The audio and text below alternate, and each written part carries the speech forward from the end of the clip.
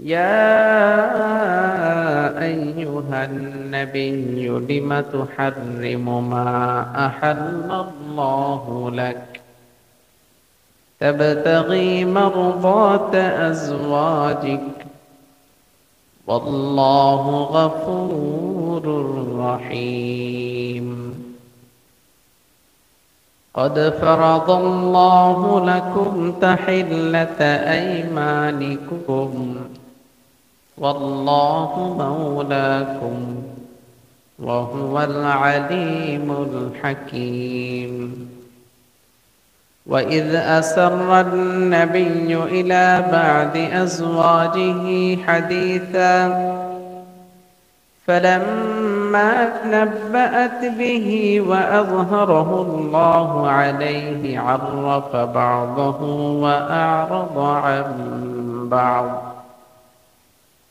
فلما نبأها به قالت من أنبأك هذا قال نبأني العليم الخبير إن تتوبا إلى الله فقد صغت قلوبكما وإن تظاهرا عليه فإن الله هو مولاه وجبريل وصالح المؤمنين والملائكة بعد ذلك ظهير عسى ربه إن طلقكن أن يبدله أزواجا خيرا منكن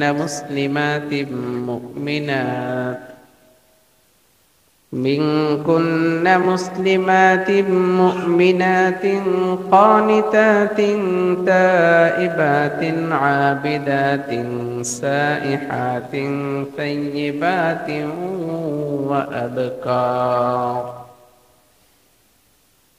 صدق الله مولانا العظيم وصدق رسوله النبي الكريم ونحن على ذلك لمن الشاهدين والشاكرين والحمد لله رب العالمين মুসল্লিয়ান কিরাম আমি আপনাদের সামনে সূরাতুত তাহরিম থেকে 5টি আয়াত তিলাওয়াত করেছি। আল্লাহ পাকের তৌফিক হলে আমরা এই আয়াতসমূহ থেকে নতুন কিছু বিষয় জানার জন্য চেষ্টা করব ইনশাআল্লাহ। ওমা তৌফিকি ইল্লা বিল্লাহ আলাইহি তাওয়াক্কালতু ওয়া হুয়া রাব্বুল আরশিল আযীম।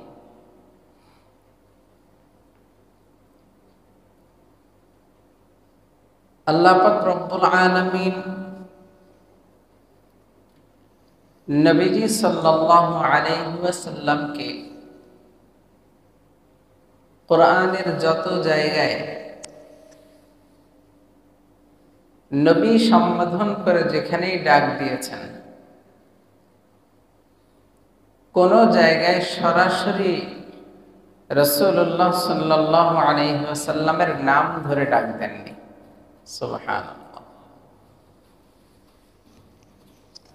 সরাসরি কোথাও নবীজির নাম ধরে ডাক দেননি, ইয়া মুহাম্মদ,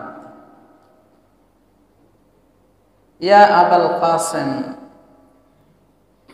এগুলো নাম ধরে নাম সম্বোধন করে কখনো ডাক দেননি। ডাক দিয়েছেন নবী বলে, ডাক দিয়েছেন রাসূল বলে, কিন্তু নাম বলে কখনো ডাকেন। এই সূরার শুরুর আয়াতেও আমরা দেখতে পাইলাম আল্লাহ পাক রব্বুল আলামিন নবীজিকে ডাক দিলেন, ইয়া আইয়ুহান নাবিয়্যু, হে নবী। সুবহানাল্লাহ। আল্লাহ পাক রব্বুল আলামিন নবীর নাম ধরে ডাকতে পারতেন কিনা, কিন্তু ডাকেন নাই কেন? নবীর সম্মানার্থে, নবীজির সম্মান দেখানোর জন্য আল্লাহ পাক রব্বুল আলামিন নবীকে কখনো নাম ধরে ডাকেন নাই। একটা ছোট্ট উদাহরণ আপনাদের সামনে পেশ করি। আমি আমার কথা দিয়েই বলি, যেহেতু আমি এখানে একটা দায়িত্বে আছি, আমি আমার কথা দিয়েই বলি। আমি এখানে ইমাম হিসাবে আছি, আমার পিছনে যারা নামাজ পড়েন এর মধ্যে অনেক মুসল্লি আছেন যারা আমার বাবার চাইতেও অনেক বয়স বেশি, আছে না নাই? আমার চাইতে তো বয়স বেশি মুসল্লির অভাব নাই, আমার বাবার চাইতেও বয়সে বেশি অনেক মুসল্লি এখানে নামাজ পড়েন, পড়েন কিনা? এবং অনেক মুসল্লি এমন আছেন যারা আমার সাথে সুসম্পর্ক রাখেন, ভালো কথাবার্তা বলেন, সামনে দেখা হলে সালাম কালাম হয়, কিন্তু আজ পর্যন্ত কখনো তারাকে আমার নাম জানে ঠিকই, কিন্তু আমার নাম ধরে কখনো ডাকেননি। কেন? কারণ এটা তার কাছে সম্মানের, এই জায়গাটা সম্মানের। এই জন্য তিনি কখনোই আমাকে নাম ধরে ডাকেন নাই। আমার বাবার চাইতেও দ্বিগুণ বয়স হলেও আমাকে কখনো নাম ধরে ডাকেন নাই। কেন? সম্মানের খাতিরে। আল্লাহ পাক রব্বুল আলামিন নবীজিকে কখনো নাম ধরে ডাকেন নাই। কিসের খাতিরে? সম্মানের খাতিরে। আমি এটা উদাহরণের জন্য বললাম, আবার অন্য মাইন্ডে নিয়েন না। সম্মান এটা আল্লাহ পাকের পক্ষ থেকে আসে। দুনিয়ার মানুষ যত চেষ্টাই করুক,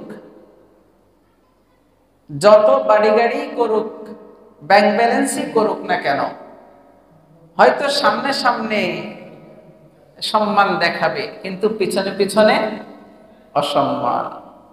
মানুষের কাছে বিভিন্ন ধরনের কথাবার্তা বলবে। এটা আমাদের স্বভাবগত বিষয়, আমরা বলি।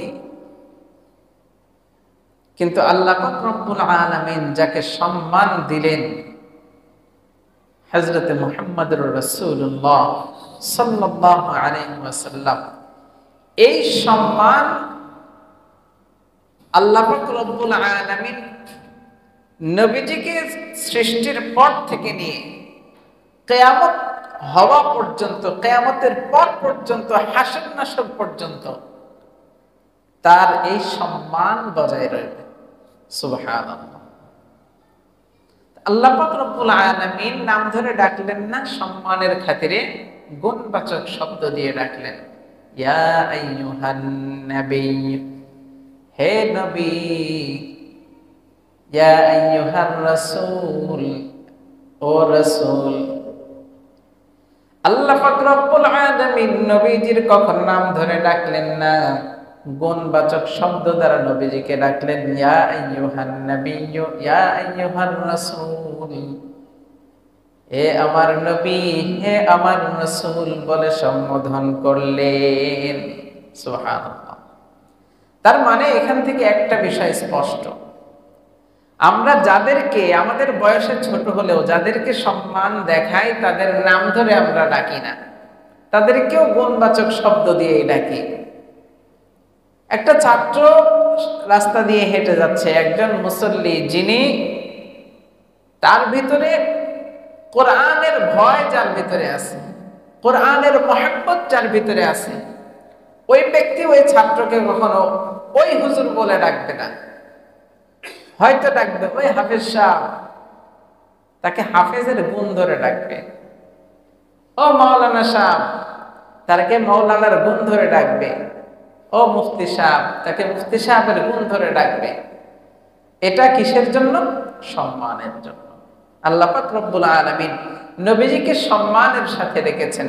ইয়া আইয়ুহান নাবিয়্যু, হে নবী, হে নবী, হে রাসূল। অথচ আমাদের সমাজের মধ্যে এমন মানুষ অহরহ আছে, ভরপুর আছে, ইয়া নবী সালাম আলাইকা, আমরা উচ্চারণ সহিভাবে বলতে পারি না, বলি ইয়া নবী সালাম আলাইকা। আর সালাম আলাইকা কি জিনিস? সালাম আলাইকুম বা সালাম আলাইকা শব্দের উচ্চারণের মধ্যেও তো কম বেশি আছে। হরফের উচ্চারণ যদি ঠিক না হয়, অর্থের মধ্যে কত বড় একটা পরিবর্তন আসে। ছোট্ট একটা কথা বলে দিই। আল্লাহ পাক রব্বুল আলামিন কোরআনে কারীমের মধ্যে ইরশাদ করেন, নাযালা বিহির রূহুল আমিন আলা কলবিকা লিতাকুনা মিনাল মুনজিরিন। আল্লাহ পাক বললেন, আমি রূহুল আমিনের মাধ্যমে কোরআন অবতীর্ণ করেছি। সুবহানাল্লাহ। কিসের উপরে? আলা কলবিকা, মানুষের অন্তরের উপরে, কলবের উপরে আমি কোরআনকে নাজিল করেছি। সুবহানাল্লাহ। এই কলবুন বড় কফ দিয়ে, এই কলবুনকে যদি কেউ কালবুন বলে, কলবুন আর কালবুন, বাংলায় যত কোরআন শরীফ আপনি ঘাটবেন, কোন কোরআন শরীফের মধ্যে কলবুন শব্দ বাংলাতে পাবেন না, কালবুনি পাবেন। কথা বুঝতেছেন? তাহলে কালবুন শব্দের অর্থ কুকুর, কলবুন শব্দের অর্থ হৃদয়, অন্তর।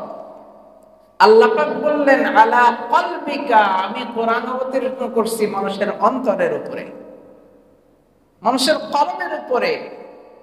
আর যদি সেটাকে আমরা পরিবর্তন করে বলি আলা কালবিকা, নাউযুবিল্লাহি মিন যালিক, আমি কুকুরের উপরে কোরআন অবতীর্ণ করছি, নাউযুবিল্লাহি মিন যালিক। তাহলে হরফের উচ্চারণ সহিহ হওয়ার দরকার আছে না নাই? এই সবগুলো বিষয় আমাদের খেয়াল রাখতে হবে। আমি যে আয়াতে কারিমা আপনাদের সামনে প্রথমে তেলাওয়াত করেছি, ইয়া আইয়ুহান নাবিয়্যু লিমা তুহাররিমু মা আহাল্লাল্লাহু লাক তাবতাগী মারদাতা আজওয়াজিক ওয়াল্লাহু গফুরুর রহিম। আল্লাহ পাক রব্বুল আলামিন এই আয়াতে কারিমার মাধ্যমে নবীজি সাল্লাল্লাহু আলাইহি ওয়াসাল্লামকে একটা বিষয় সতর্ক করলেন। হে নবী, লিমা তুহাররিমু মা আহাল্লাল্লাহু লাক, আমি আপনার উপরে যে বিষয়টা হালাল করেছি, বৈধ করেছি, আপনি কেন সেই বিষয়টাকে হারাম করে নিলেন? ব্যাখ্যায় পরে আসব। আল্লাহ পাক বললেন, হে নবী, আমি আপনার প্রতি যে বিষয়টা হালাল করেছি, বৈধ করেছি, আপনি নিজে সেই বিষয়টাকে কেন হারাম করে নিলেন? তাবতাগী মারদাতা আজওয়াজিক, আপনি আপনার স্ত্রীদের সন্তুষ্টি চাইতেছেন। ওয়াল্লাহু গফুরুর রহিম, আল্লাহর কসম, আল্লাহ তিনি হলেন গফুর, তিনি রহিম, তিনি ক্ষমতাবান, তিনি দয়ালু। সুবহানাল্লাহ। এই আয়াতে কারিমায় কি বুঝাইতে চাইলেন? এই আয়াতে কারিমার শানে নুজুল হলো হযরত আম্মা জান আয়েশা সিদ্দিকা রাদিয়াল্লাহু তাআলা আনহা, তিনি বরাত দিয়ে হাদিসের ভাষায় তিনি বলেন, নবীজি সাল্লাল্লাহু আলাইহি ওয়াসাল্লামের প্রতিদিনের অভ্যাস ছিল, নবীজি সাল্লাল্লাহু আলাইহি ওয়াসাল্লাম প্রতিদিন আসরের নামাজের পরে প্রত্যেকটা স্ত্রীর ঘরে ঘরে গিয়ে খোঁজ খবর নিতেন, জিজ্ঞেস করতেন, কেমন আছো, কি অবস্থা? আম্মা জান আয়েশা সিদ্দিকা রাদিয়াল্লাহু তাআলা আনহা বলেন, নবীজি সাল্লাল্লাহু আলাইহি ওয়াসাল্লাম প্রতিদিন প্রত্যেক স্ত্রীর ঘরে ঘরে আসরের পরে গিয়ে জিজ্ঞেস করতেন, তোমাদের হাল অবস্থা কি, তোমাদের কি অবস্থা, তোমাদের কোনো কিছুর প্রয়োজন আছে না নাই? একদিন হযরত যায়েনব রাদিয়াল্লাহু তাআলা আনহার ঘরে নবীজি গিয়ে একটু সময় বেশি কাটাইলেন। যায়েনব রাদিয়াল্লাহু তাআলা আনহার ঘরে গিয়ে সময় বেশি কাটানোর পর ওই সময়ের মধ্যে যায়েনব রাদিয়াল্লাহু তাআলা আনহা নবীজি সাল্লাল্লাহু আলাইহি ওয়াসাল্লামকে খেজুর এবং মধু পান করাইছিলেন। কি পান করাইছিলেন? খেজুর এবং মধু পান করাইছিলেন। রাসূল আকরাম সাল্লাল্লাহু আলাইহি ওয়াসাল্লামের ওই যায়েনব রাদিয়াল্লাহু তাআলা আনহার ঘরে একটু বেশি সময় কাটানোর কারণে আম্মা জান আয়েশা এবং হাফসা রাদিয়াল্লাহু তাআলা আনহা, কে? আয়েশা এবং হাফসা রাদিয়াল্লাহু তাআলা আনহা, নবীজির অন্য আরো দুই স্ত্রী।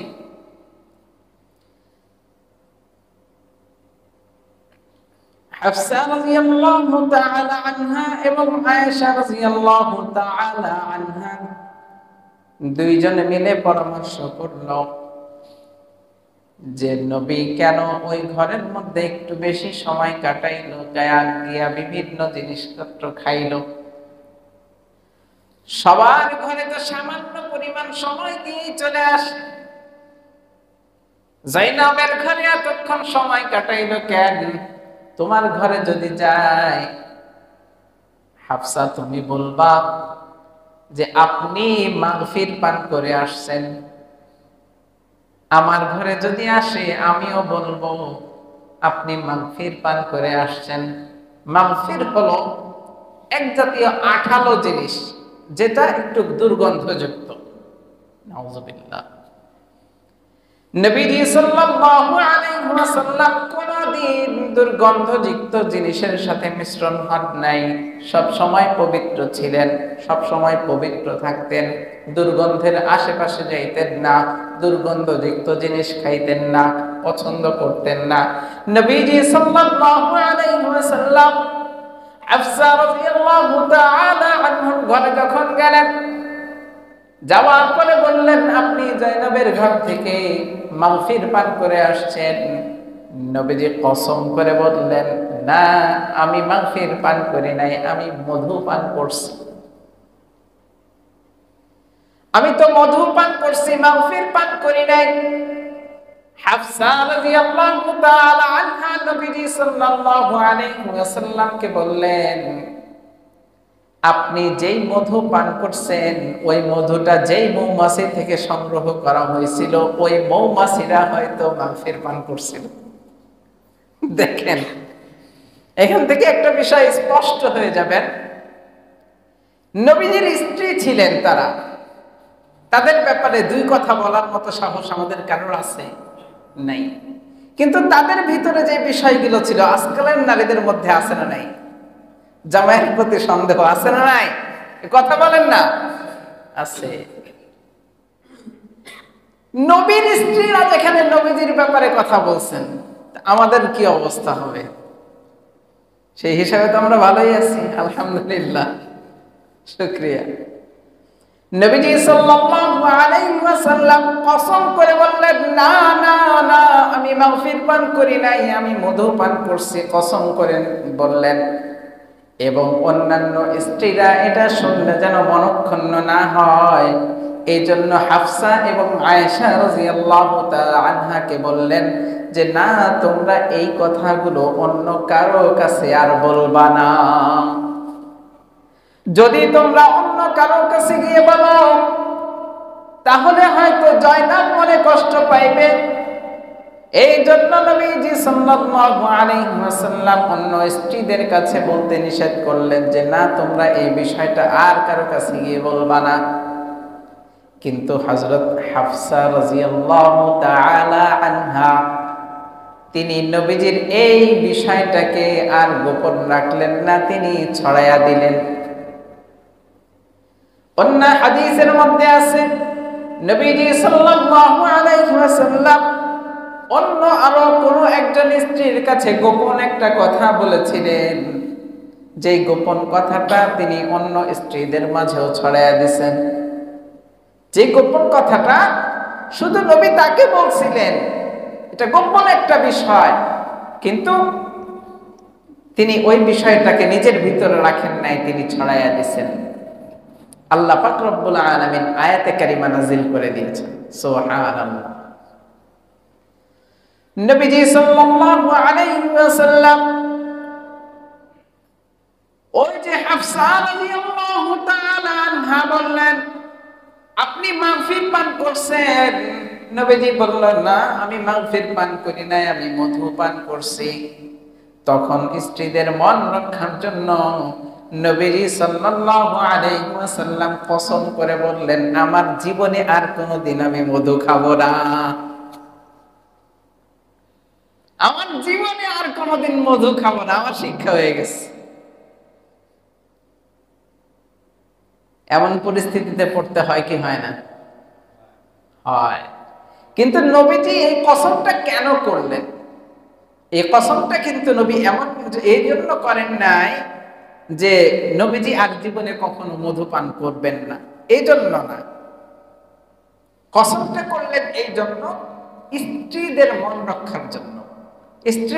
স্ত্রীরা যেন সন্তুষ্ট হয়ে যায়, তাদের মন যেন রক্ষা হয়ে যায়, এই জন্য কসম করলেন।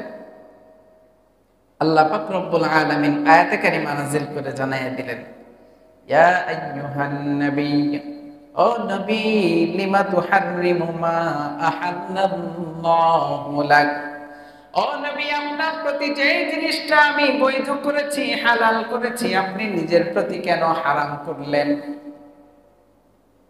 নবীজি কসম করে বললেন, আমি আর খাবো না। এখন এই কসম ভাঙার দরকার আছে না নাই? আছে। নবীজি সাল্লাল্লাহু আলাইহি ওয়াসাল্লামকে আল্লাহ পাক বললেন, লিমা তুহাররিমু, আপনি কেন হারাম করলেন? মা আহাল্লাল্লাহু লাক, যে বিষয়টা আমি আপনার উপরে বৈধ করলাম। তাবতাগি মারদাতা আজওয়াজিক, আপনি আপনার স্ত্রীদের সন্তুষ্টির কারণে আপনি কসম করে বসছেন। ওয়াল্লাহু গফুরুর রহিম, নিশ্চয় আল্লাহ হলেন গফুর, তিনি হলেন দয়ালু।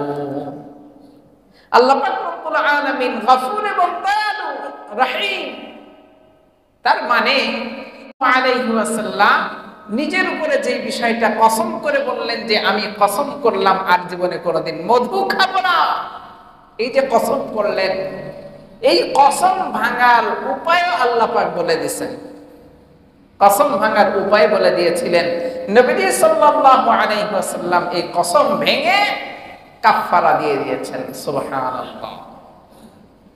কসম ভেঙে কি করছেন? কাফারা দিয়ে দিয়েছেন।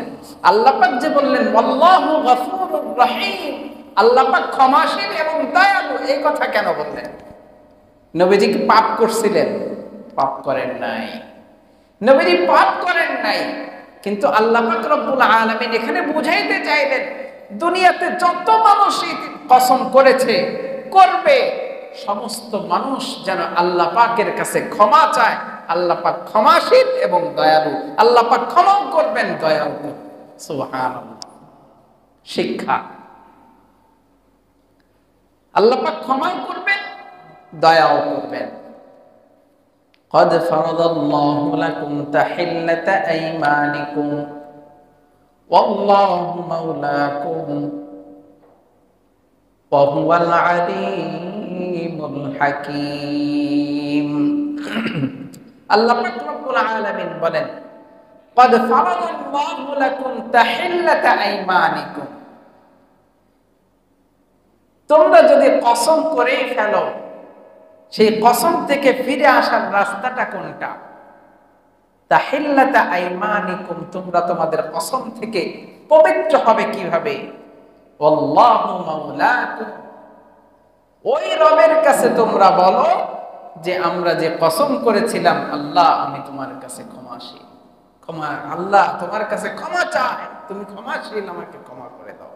আল্লাহু মাওলাকুম, তুমি আমার মালিক, তুমি আমার রাজাধিরাজ, তুমি আমার পরিচালক, তুমি আমার রক্ষণাবেক্ষণকারী, সবকিছুর মালিক হলে তুমি। ওয়া হুয়াল আলিমুল হাকীম, তিনি সব বিষয়ে জানেন, সর্বজ্ঞ এবং প্রজ্ঞাময়, প্রজ্ঞার অধিকারী। وإذ أسر النبي إلى بعض أزواجه حديثا وإذ أسر النبي إلى بعض أزواجه حديثا ওই যে হাফসা রাদিয়াল্লাহু তাআলা আনহা বা অন্যান্য স্ত্রী, যে কোনো স্ত্রীর কাছে একটা গোপন বিষয় নবীজি বলেছিলেন যে এই গোপন বিষয়টা অন্য কেউ যেন না জানে। গোপন বিষয় কি কারো কাছে বলার জন্য বলা হয়? বলেন, গোপন যে বিষয়টা এটা কি কারো কাছে বলার জন্য বলে? বলে না।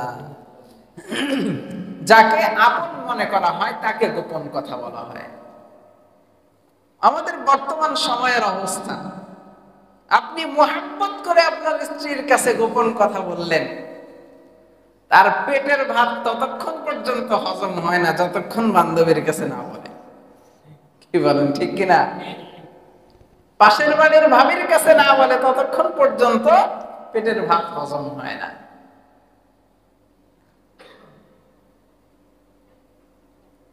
আল্লাহ পাক রব্বুল আলামিন বললেন, وَإِذْ أَسَرَّ النَّبِيُّ إِلَى بَعْضِ أَزْوَاجِهِ حَدِيثًا নবীজি সাল্লাল্লাহু আলাইহি ওয়াসাল্লাম কোন এক স্ত্রীর কাছে গোপন একটি কথা বলেছিলেন। সে তার অন্য সাথীর সাথে, অন্য সঙ্গীর সাথে সেই কথাটা প্রকাশ করে দিল। فَلَمَّا نَبَّأَتْ بِهِ وَأَظْهَرَهُ اللَّهُ عليه عرف بعضه وأعرض عن بعض। আল্লাহ পাক রব্বুল আলামিন ওই নবীজির স্ত্রী যে একজন আরেকজনের সাথে গোপন কথাটা ফ্লাশ করে ফেলল, আল্লাহ পাক রব্বুল আলামিন জিবরাইল আলাইহিস সালাতু ওয়াস সালামের মাধ্যমে ওই বিষয়টা নবীজিকে জানায়া দিলেন যে কোন কোন কথাগুলো বলছে, কার কাছে বলছে। সুবহানাল্লাহ। আল্লাহ পাক রব্বুল আলামিন নবীজিকে যখন ওহীর মাধ্যমে জানায়া দিলেন যে গোপন কথাটা কে কার কাছে বলছে, কি পরিমাণ বলছে, কিভাবে কিভাবে বলছে, কয়টা কথা বলছে, নবীজি সাল্লাল্লাহু আলাইহি ওয়াসাল্লাম ফালাম্মা নাব্বাআত বিহি ওয়া আযহারাহু আল্লাহু আলাইহি আরাফা বা'দাহু ওয়া আ'রাদা আন বা'দ। ওই স্ত্রী আরেক স্ত্রীর কাছে যে গোপন কথাটা যেভাবে বলছিল, নবীজি সাল্লাল্লাহু আলাইহি ওয়াসাল্লাম ওই স্ত্রীর কাছে একটু একটু করে বললেন, একটু একটু করে আটকায়া রাখলেন।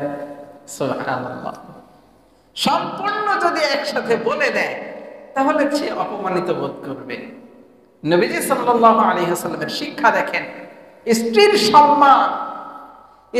সম্মান রক্ষা করা এটা প্রত্যেক স্বামীর দায়িত্ব। নবীজি সাল্লাল্লাহু আলাইহি ওয়াসাল্লাম সেটা আমাদেরকে শিখিয়ে গেছেন। সুবহানাল্লাহ। নবীজি সাল্লাল্লাহু আলাইহি ওয়াসাল্লাম ওহীর মাধ্যমে সম্পূর্ণ একেবারে আগা থেকে গোড়া পর্যন্ত, শুরু থেকে শেষ পর্যন্ত কয়টা কথা হয়েছে, কি কি কথা হয়েছে সবকিছু জানাইয়া দিয়েছেন। কিন্তু নবীজি ওই স্ত্রীর কাছে যখন বর্ণনা দিচ্ছেন তখন একটা বলেন একটা ছাড়েন, একটা বলেন একটা ছাড়েন। সুবহানাল্লাহ। যাতে করে স্ত্রীর মনে সেভাবে কষ্ট না পায়। নবীজি সাল্লাল্লাহু আলাইহি ওয়াসাল্লাম যখন ওই স্ত্রীর কাছে কথাগুলো আস্তে আস্তে একটা একটা করে যখন বলতে শুরু করলেন, তখন ওই স্ত্রী নবীজিকে বলেন, ফালাম্মা নাব্বাআহা বিহি ক্বালাত মান আনবাআকা হাযা। আপনি যে এই কথাগুলো জানলেন, কোথা থেকে জানলেন, কার কাছ থেকে জানলেন? আমি তো আপনার কাছে কিছু বলি নাই, যার কাছে বলছি সেও তো আপনার কাছে কিছু বলে নাই। আপনি এই বিষয়গুলো কোথায় থেকে জানলেন? নবীজি সাল্লাল্লাহু আলাইহি ওয়াসাল্লাম বলেন, ক্বালা নাব্বাআনিয়াল আলিমুল খাবীর। যিনি তোমার কথা, আমার কথা, সারা পৃথিবীর সমস্ত মানুষের কথা যিনি জানেন, যিনি সব বিষয়ে ক্ষমতা রাখেন, যিনি সব বিষয়ে সম্যক অবগত আছেন, তিনি আল্লাহ আমাকে জানাইয়া দিছে। সুবহানাল্লাহ। قال نبأني العليم الخبير ওই আল্লাহ আমাকে জানায়া দিয়েছেন যিনি তোমার বিষয়ে আমার বিষয়ে সবার বিষয়ে জানেন সুবহানাল্লাহ ইন তাতুবা ইলাল্লাহি ফাকাদ সাগাত কুলুবুকুমা ওয়া ইন তাযাহারা আলাইহি ফাইন্নাল্লাহা হুয়া মাওলাহু ওয়া জিবরিল ওয়া সালিহুল মুমিনিন ওয়াল মালাইকাতু বা'দা যালিকা যাহির আল্লাহ পাক রব্বুল আলামিন সারা পৃথিবীবাসীর জন্য জানায়া দিলেন ইন তাতুবা ইলাল্লাহি ফাকাদ সাগাত কুলুবুকুমা যদি তোমরা তোমাদের বিষয়গুলো জানার পরে তোমরা তওবা করে নাও ইন তাতুবা ইলাল্লাহি ফাকাদ সাগাত কুলুবুকুমা ওয়া ইন তাযাহারা আলাইহি যদি তোমরা কবুল করে নাও যদি তোমরা তওবা করে নাও আমি আল্লাহ তোমাদেরকে ক্ষমা করে দিব ওয়া ইন তাযাহারা আলাইহি আর যদি তোমরা দুই স্ত্রী মিলে নবীজির ক্ষতি করতে চাও তাহলে আল্লাহ পাক রব্বুল আলামিন জানায়া দিলেন ফা ইন্নাল্লাহা হুয়া মাওলা তাহলে জেনে রাখো আমি আল্লাহ তার সাথে রয়েছি ওয়া জিবরিল আমি আল্লাহ তার সাথে রয়েছি জিবরিল তার সাথে আছে ওয়া সালিহুল মুমিনিন পৃথিবীর সমস্ত মুমিনগণ তার সাথে আছে সুবহানাল্লাহ আমরা নবীজির সাথে আছি না নাই আছি আল্লাহ পাক রব্বুল আলামিন ঘোষণা করে দিলেন যদি তোমরা তওবা করে নাও তোমরা পবিত্র হয়ে যাইবা যদি তওবা না করে উভয়ে ষড়যন্ত্র করতে চাও বিদ্বেষ পোষণ করতে চাও তাহলে বুঝে নাও আমি আল্লাহ তার সাথে আছি জিবরিল তার সাথে আছে এবং সমস্ত উম্মত তার সাথে রয়েছে ওয়াল মালাইকাতু বা'দা যালিকা যাহির এবং ফেরেশতাগণ তার প্রতিঘাত করার জন্য প্রস্তুত আছে সব সময় ফেরেশতারা তার পাহারায় আছে আছে না নাই আছে আসা রাব্বুহু ইন তাল্লাকাকুন্না আন ইবদিলাহু আজওয়াজান খায়রাম মিনকুন্না মুসলিমাতিন মুমিনাতিন قانتات تائبات عابدات سائحات ثيبات وأبكارا হযরত নবী করিম সাল্লাল্লাহু আলাইহি ওয়াসাল্লাম ওই গোপন বিষয়টি জানাজানি হওয়ার পর নবীজি সাল্লাল্লাহু আলাইহি ওয়াসাল্লামের ওই স্ত্রীকে তালাক দেওয়ার জন্য প্রস্তুতি গ্রহণ করছিলেন মনে মনে নবীজি তালাক দেওয়ার জন্য মনে মনে প্রস্তুতি গ্রহণ করছিলেন আল্লাহ পাক রব্বুল আলামিন হযরত জিবরাইল আলাইহিস সালাতু ওয়াস সালামকে পাঠিয়ে দিলেন যে ও জিবরাইল যাও তুমি গিয়ে বলো আপনার ওই স্ত্রী তো নামাজি আপনার ওই স্ত্রী তো ইবাদত গুজার আপনার ওই স্ত্রী তো রোজাদার এই সমস্ত গুণ তার ভিতরে আছে আপনি এই কাজ থেকে ফিরে আসেন নবীজি সাল্লাল্লাহু আলাইহি ওয়াসাল্লাম নিজেকে সংযত করে নিলেন এরপরে ঘোষণা করলেন আল্লাহ পাক আসা রাব্বুহু ইন তাল্লাকাকুন্না নবী যদি তোমাদেরকে তালাক দিয়ে দেয় নবী যদি তোমাদের প্রতি অসন্তুষ্ট হয়ে তোমাদেরকে তালাক দিয়ে দেয় আইয়ুবাদদিলাহু আমি আল্লাহ তোমাদের পরিবর্তে পরিবর্তন করে দিব আজওয়াজান এমন স্ত্রী খায়রাম মিনকুন্না যারা তোমাদের চাইতে উত্তম সুবহানাল্লাহ আল্লাহ পাক ধমকের সুরে বললেন তোমরা যে ষড়যন্ত্র করতে চাও তোমাদের এই ষড়যন্ত্রের কারণে যদি তোমাদেরকে তোমাদের স্বামী তালাক দিয়ে দেয় তাহলে আমি তোমাদের চাইতে উত্তম স্ত্রী তার জন্য ব্যবস্থা করে দেব সুবহানাল্লাহ কার জন্য আবার ঘরে যায় প্যাঁচ লাগায়েন না, ঘরে যায় কিন্তু প্যাঁচ লাগায়েন না। মা বোনেরা যারা শুনতেছেন তারাও প্যাঁচ পোচ লাগায়েন না। নবীজির ক্ষেত্রে, নবীজির স্ত্রীদের ক্ষেত্রে আল্লাহ পাকের বক্তব্য, যদি তোমাদেরকে নবীজি তালাক দিয়েই দেয়, মনে রেখো তোমাদের চাইতে উত্তম আমি তার জন্য ব্যবস্থা করব। সুবহানাল্লাহ। মুসলিমাত যিনি হবেন মুসলিমা, মুমিনাত যিনি হবেন মুমিনা, কানিতাত যিনি হবেন আত্মসমর্পণকারী, সন্তুষ্টি নিজে সন্তুষ্টি অর্জনকারী, তাইবাত যিনি হবেন তওবাকারী, আবিদাত যিনি হবেন ইবাদত গুজার, সাইহাত যিনি হবে রোজাদার, সাইয়্যিবাতিন ওয়া আবকার কেউ কেউ হবে বিবাহিত, কেউ কেউ হবে অবিবাহিত। সুবহানাল্লাহ। নবীজির স্ত্রীদেরকে আল্লাহ পাক রব্বুল আলামিন সরাসরি বললেন, তোমরা ষড়যন্ত্রের মুখ যদি দেখতে চাও, নবীজি যদি তোমাদের উপরে অসন্তুষ্ট হয়ে তালাক দিয়ে দেয়, তাহলে মনে রাখবা তোমাদের চাইতে মুসলিমা, তোমাদের চাইতে মুমিনা, তোমাদের চাইতে কানিতাত, তোমাদের চাইতে তায়েবা, তোমাদের চাইতে আবিদাত, তোমাদের চাইতে সাইহাত, এই সমস্ত গুণ বিশিষ্ট মানুষকে আমি তার জন্য নির্বাচন করে দিব। এর মধ্যে কতক হবে বিবাহিত, কতক হবে অবিবাহিতা। সুবহানাল্লাহ। মুহতারাম হাজরিন, এখান থেকে আমাদের শিক্ষা আছে। প্রথম কথাগুলো একটু খেয়াল করে দেখেন। নবী সাল্লাল্লাহু আলাইহি ওয়াসাল্লাম স্ত্রীদেরকে কখনো অসম্মান করছেন? করেন নাই।